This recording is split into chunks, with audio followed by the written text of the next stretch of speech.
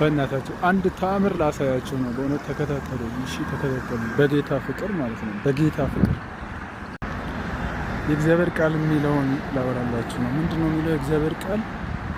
ማቴዎስ ወንጌል 4:26 አካባቢ የሚለውን ልንገራችሁ። በእውነት ይህንን ቃል ብዙ ጴንጤዎች በዚህ ሰዓት ያሉበት ነገር እኔ ልነግራችሁ አልችልም ማለት እችላለሁ።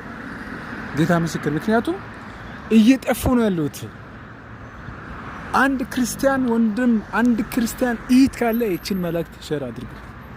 የእግዚአብሔር መንግስት ሰው ሳያቅ በውስጡ አድጋ ፍሬ የምታፈር ፍሬ የምትሰጥ ነገር እንደሆነች የእግዚአብሔር ቃል በትክክል ይህን ነገር ይገልጽልናል። ወዳጆቼ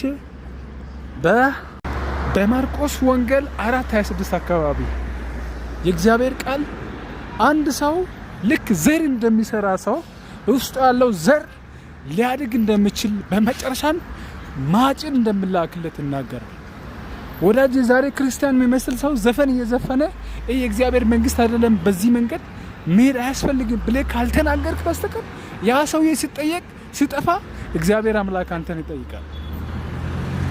ዛሬ የሀገሬ ልጆች ብዙዎቹ አብዛኞቻቸው ያሉበት ደረጃ እኔ ብነግርህ ጠብተዋል ማለት ይችላለሁ። ጌታ ምስክር። ለምን ታውቃላችሁ?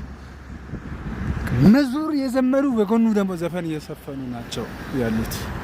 ምክንያቱም ፍሬ ነው። ገባችሁ? ይሄ በውስጣቸው ያለው ፍሬ ስለሆነ አንድ ቀን ማጭድ ይላክና ወይ በውስጣቸው ያለው ዘፋኝ ክራይስትን የማይመስል ነገር ነው ያድጋል። ያ ነገር ደግሞ እግዚአብሔር ደግሞ ያንን ነገር አይፈልገው።